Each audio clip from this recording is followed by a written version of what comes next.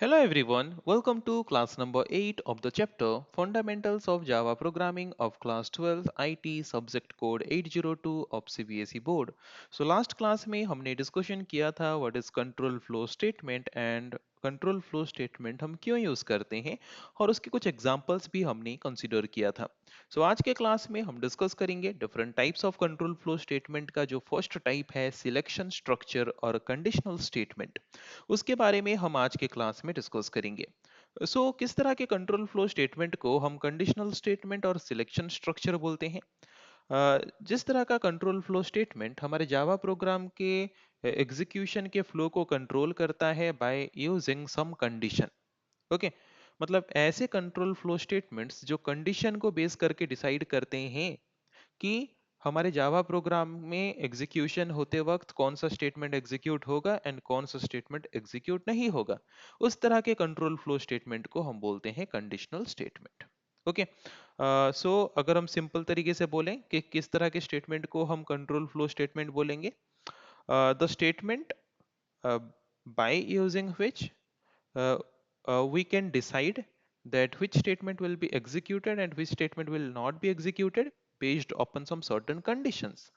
This kind of control flow statements are known as conditional statements or control structure. Okay, so I hope clear हो गया होगा। जैसे कि हम यहाँ पे देख सकते हैं क्या लिखा है, in real life we often select our actions based on whether a condition is true और फॉल्स, है कि नहीं। हम रियल लाइफ में भी क्या करते हैं कि एक चीज अगर हम करना चाहते हैं तो वो एक कंडीशन को बेस करके हम डिसाइड करते हैं। अगर कंडीशन ट्रू है तब वो एक्शन हम परफॉर्म करते हैं, अगर फॉल्स है तो उस तरह का एक्शन परफॉर्म ना करके कोई दूसरा तरह का एक्शन परफॉर्म करते हैं।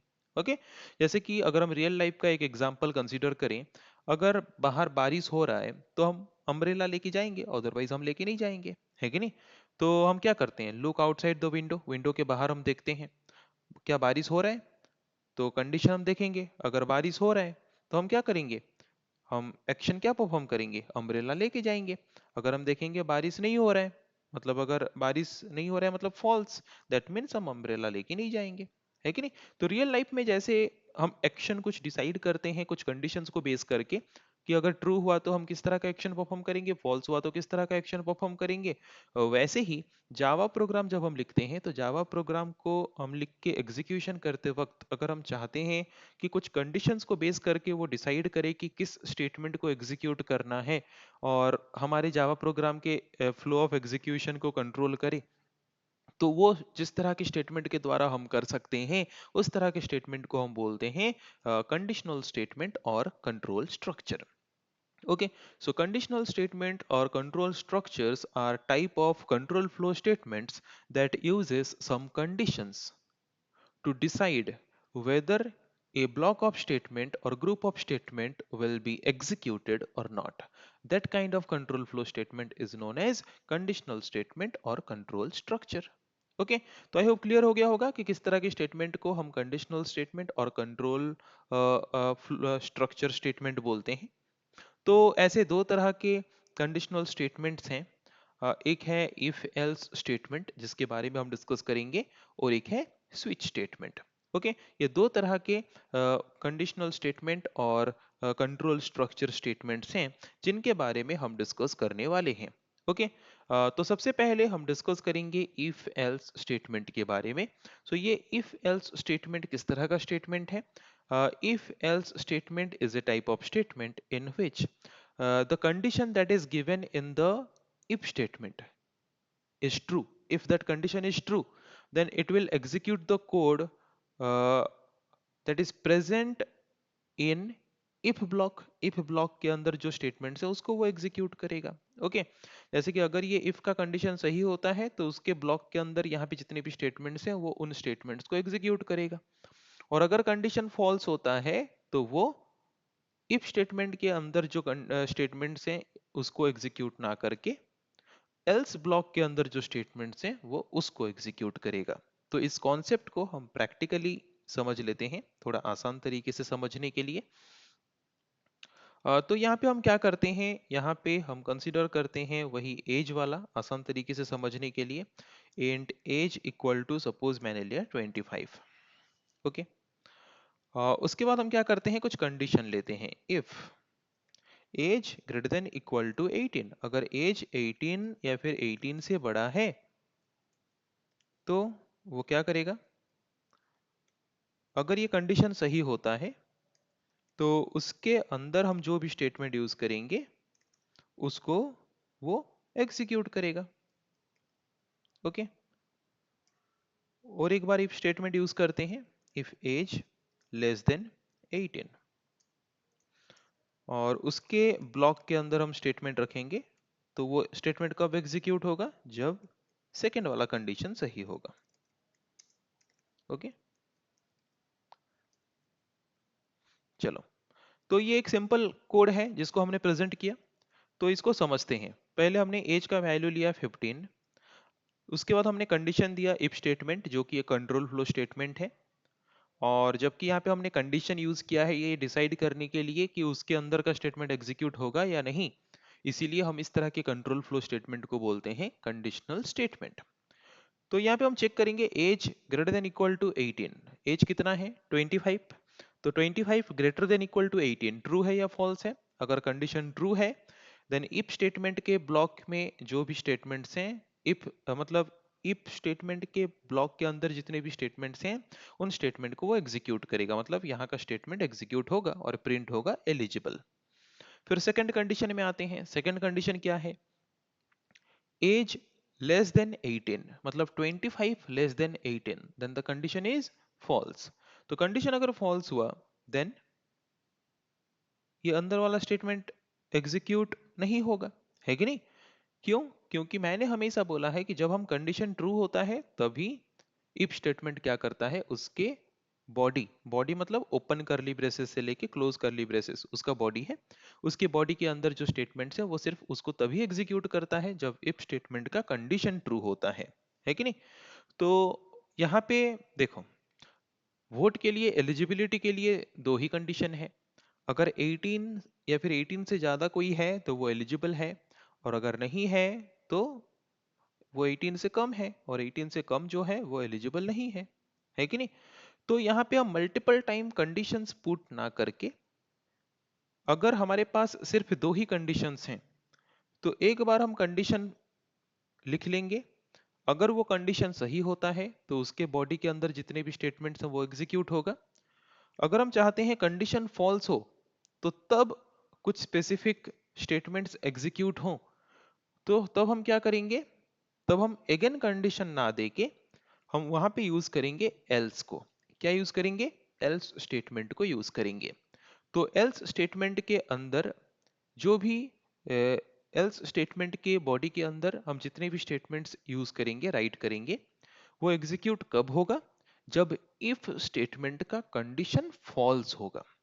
ओके, जब इफ स्टेटमेंट का कंडीशन सही होगा तो इफ स्टेटमेंट के बॉडी के अंदर जितने स्टेटमेंट्स हैं वो एग्जीक्यूट होंगे। अगर इफ स्टेटमेंट का जो कंडीशन है वो अगर फॉल्स हुआ तो इफ स्टेटमेंट के बॉडी के अंदर का स्टेटमेंट एग्जीक्यूट नहीं होगा। किसके बॉडी का स्टेटमेंट एग्जीक्यूट होगा, एल्स स्टेटमेंट के बॉडी का जो स्टेटमेंट्स हैं वो एग्जीक्यूट होगा। ओके, तो यहाँ पे एज अगर 25 है इसका मतलब कंडीशन सही है। तो कंडीशन सही है तो किस ब्लॉक ऑफ स्टेटमेंट को वो एग्जीक्यूट करेगा, इफ स्टेटमेंट के ब्लॉक ऑफ इफ स्टेटमेंट के बॉडी के अंदर जो ब्लॉक ऑफ स्टेटमेंट्स हैं उसको एग्जीक्यूट करेगा और प्रिंट करेगा एलिजिबल, जो कि हम यहाँ पे देख सकते हैं। अभी एज का वैल्यू हम चेंज करते हैं और एज का वैल्यू हम करते हैं 15। अभी देखो, अभी हमारा इफ स्टेटमेंट का कंडीशन ट्रू होगा या फॉल्स, अभी फॉल्स होगा। तो अगर अभी फॉल्स होगा इसका मतलब वो इफ स्टेटमेंट का जो बॉडी है उसको एग्जीक्यूट नहीं करेगा। तो अगर इफ स्टेटमेंट का बॉडी एग्जीक्यूट नहीं होगा तो वो जंप करके कहाँ पे आएगा, एल्स ब्लॉक में आएगा, और एल्स ब्लॉक के अंदर जो स्टेटमेंट्स हैं वो एग्जीक्यूट होगा। तो आई थिंक अभी क्लियर हो गया होगा कि इफ स्टेटमेंट के अंदर जो इफ स्टेटमेंट का जो बॉडी है वो कब एग्जीक्यूट होगा, एंड एल्स स्टेटमेंट का जो बॉडी है वो कब एग्जीक्यूट होगा। जब कंडीशन सही हो तो इफ स्टेटमेंट का बॉडी एग्जीक्यूट होगा, जब कंडीशन फॉल्स हो तो एल्स स्टेटमेंट का बॉडी एग्जीक्यूट होगा। तो अभी इसको एग्जीक्यूट करके देखते हैं। तो एग्जीक्यूट करके हम यहाँ पे देख सकते हैं नॉट एलिजिबल प्रिंट कर रहा है। Okay, so I hope clear हो गया होगा सबका कि इफ एल्स स्टेटमेंट को हमें कब यूज करना है। जब हमारे पास दो कंडीशंस हों और उसमें से एक कंडीशन हम दे देंगे, और अगर वो कंडीशन सेटिस्फाई हो रहा है तो उसके बॉडी में जितने भी स्टेटमेंट्स हैं वो एग्जीक्यूट होंगे। अगर वो कंडीशन सही नहीं है तो वो एल्स ब्लॉक के अंदर हम बाकी स्टेटमेंट्स को रखेंगे जो कंडीशन फॉल्स होने से प्रिंट होना चाहिए। ओके, बट अब अभी मैं क्या कर रहा हूं, अभी और एक सिचुएशन कंसीडर कर रहा हूं। तो क्या हम वहां पे ओनली इफ हेल्स यूज कर सकते हैं? और एक कंडीशन हम यहाँ पे क्रिएट करते हैं। यहाँ पे दो वैल्यू मैंने कंसीडर किया। एक है एक वेरिएबल है a, उसमें वैल्यू हमने लिया 15, और एक हमने लिया वेरिएबल b जिसमें हमने वैल्यू लिया 20। ओके, तो अभी हम कंपेयर करेंगे a और b को। तो इसके लिए कितने कंडीशन हो सकते हैं? a ग्रेटर देन b, ये एक कंडीशन है। ओके, जहां पे हम प्रिंट कर सकते हैं, क्या प्रिंट कर सकते हैं? A is greater than, A is greater than B. Okay, ये एक कंडीशन हम प्रिंट कर सकते हैं। उसके बाद सेकंड कंडीशन, और एक कंडीशन क्या ले सकते हैं? ए लेस देन बी, राइट? ये दूसरा कंडीशन हम ले सकते हैं।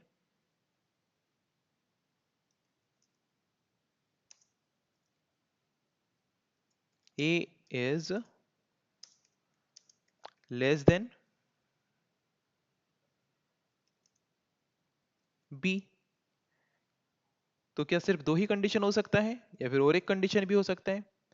ए और बी दोनों इक्वल भी हो सकते हैं, है कि नहीं?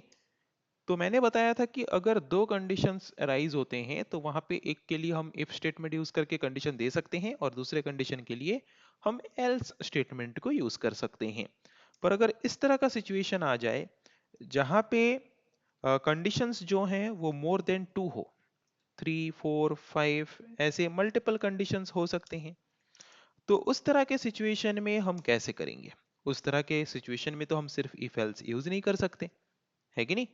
तो उस तरह के सिचुएशंस में हम कैसे यूज करेंगे? उस तरह के सिचुएशन में हम यूज करेंगे इफ एल्स लेडर को, मतलब मल्टीपल इफ एल्स स्टेटमेंट को हम यूज करेंगे। कैसे? देखो, पहले हमने इफ स्टेटमेंट यूज करके कंडीशन दिया। ओके, अगर ये कंडीशन सही है तो उसके बॉडी को वो एग्जीक्यूट करेगा।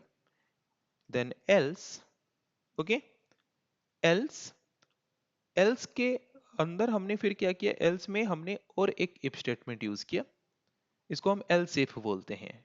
ओके, एल्स इफ जब मल्टीपल कंडीशंस, मतलब मोर देन टू कंडीशंस हो, तो तब हम क्या करेंगे? Multiple if else statements use करेंगे। ओके, तो हमने ये फर्स्ट इफ के लिए एल्स यूज किया, देन थोड़ा सा स्पेस देके हमने और एक इफ स्टेटमेंट यूज किया सेकंड कंडीशन के लिए। तो सेकंड कंडीशन अगर ट्रू होगा तो उसका बॉडी एग्जीक्यूट होगा। अगर फर्स्ट कंडीशन सही हुआ तो फर्स्ट कंडीशन का बॉडी जो है वो एग्जीक्यूट होता। अगर फर्स्ट वाला कंडीशन गलत है वो तो सेकंड वाले के पास आएगा, सेकंड वाला अगर सही है तो सेकंड वाले का बॉडी एग्जीक्यूट होगा। अगर दोनों ही कंडीशंस गलत हैं तो इसका मतलब जो थर्ड कंडीशन बचा, है कि नहीं, उस कंडीशन को और हमें लिखने की जरूरत नहीं है, ओनली एल्स लिख के हमें छोड़ देना है। ओके, तो अगर यहाँ पे हमारे पास तीन कंडीशंस था, अगर पांच कंडीशन होता तो क्या करते? जो फर्स्ट कंडीशन है उसको लिखते, जो लास्ट कंडीशन है उसके बदले ओनली एल्स लिखते, और बीच में जितने भी कंडीशंस आते उन कंडीशंस को एल्स इफ स्टेटमेंट के मदद से प्रेजेंट करते। ओके, ऐसे ही करना है अगर हमारे पास more than two conditions available होंगे तो। अभी इसको हम एग्जीक्यूट करते हैं, अभी हम इसको रन करते हैं। अभी हमने इसको रन किया तो 15 इज लेस देन 20 दिखा रहा है कि नहीं? इसका मतलब a का वैल्यू जो है वो लेस देन है, मतलब a ग्रेटर देन b जो था फर्स्ट कंडीशन, मतलब 15 ग्रेटर देन 20, ये कंडीशन फॉल्स हुआ। तो ये कंडीशन फॉल्स हुआ तो उसका बॉडी एग्जीक्यूट नहीं हुआ, तो एल्स ब्लॉक, एल्स के पास आ गया, एल्स इफ के पास आ गया। देन सेकंड कंडीशन उसने चेक किया, 15 less than 20, condition is true. तो जब कंडीशन इफ स्टेटमेंट का ट्रू होता है तभी उसका बॉडी एग्जीक्यूट होता है, तो उसका बॉडी एग्जीक्यूट हुआ एंड प्रिंट हुआ 15 इज लेस देन 20। उसके बाद else block, only else block execute कब होता है? जब उसका इफ स्टेटमेंट का कंडीशन अगर गलत होता है, पर यहाँ पे तो इफ स्टेटमेंट का कंडीशन हमारा सही हो गया, तो एल्स ब्लॉक में जो भी स्टेटमेंट है वो स्टेटमेंट और एग्जीक्यूट नहीं होगा, जिसके वजह से वहां पे हमारा आउटपुट प्रिंट होके आया 15 इज लेस देन 20। ओके, यहाँ पे अगर हम दोनों का वैल्यू इक्वल ले लेते हैं 20 20, ओके, तो क्या आ गया 20 इज इक्वल टू 20, मतलब देखो 20 ग्रेटर देन 20 फॉल्स, तो उसका बॉडी एग्जीक्यूट नहीं होगा। देन सेकंड इफ स्टेटमेंट के पास आएंगे, 20 less than 20, again condition false, उसका बॉडी एग्जीक्यूट नहीं होगा। तो अगर दोनों के दोनों कंडीशंस फॉल्स हो गए तो वो कहाँ पे आएगा? Else block. And else block कब एग्जीक्यूट होता है? जब उसके रिस्पेक्टिव इफ स्टेटमेंट के कंडीशंस अगर गलत होते हैं तभी एल्स ब्लॉक का स्टेटमेंट एग्जीक्यूट होता है, और वही एग्जीक्यूट हुआ, और एग्जीक्यूट होके प्रिंट हुआ 20 इज इक्वल्स टू 20। ओके, तो वैसे ही अगर 5-6 कंडीशंस होते तो क्या करते? यहाँ पे भी हम ऐसे एल्स इफ लेके यहाँ पे हम ऐसे कंडीशन लेते। ओके, और जो लास्ट स्टेटमेंट होता, लास्ट स्टेटमेंट ओनली हम क्या करते? एल्स स्टेटमेंट रखते। ओके, हमेशा इस तरह से ही यूज करना। जब भी मल्टीपल कंडीशंस हो, अगर 2 कंडीशंस हो तो ओनली इफ एल्स, अगर मोर देन 2 कंडीशंस हो देन इफ एल्स लैडर, मतलब मल्टीपल इफ एल्स स्टेटमेंट्स को यूज करके हम हमारे जावा प्रोग्राम के फ्लो ऑफ एग्जीक्यूशन को कंट्रोल कर सकते हैं। ओके, तो आई होप सबका क्लियर हो गया होगा कि इफ एल्स स्टेटमेंट क्या है और इफ एल्स स्टेटमेंट को हम कैसे यूज कर सकते हैं जावा प्रोग्राम में। उसके बाद और एक कंडीशनल स्टेटमेंट है या फिर कंट्रोल स्ट्रक्चर स्टेटमेंट है, जिसके बारे में हम डिस्कस करेंगे नेक्स्ट क्लास में। आज के क्लास में हम डिस्कस नहीं करेंगे उसके बारे में। क्या है वो? Switch statement. तो स्विच स्टेटमेंट किस तरह का कंडीशनल स्टेटमेंट है, इस तरह के कंडीशनल स्टेटमेंट को हम कैसे यूज करते हैं, उसको हम डिस्कस करेंगे नेक्स्ट क्लास में। आज की क्लास में हम इतना ही डिस्कस करेंगे, आज की क्लास को हम यही पेंड करने वाले हैं। So thank you everyone.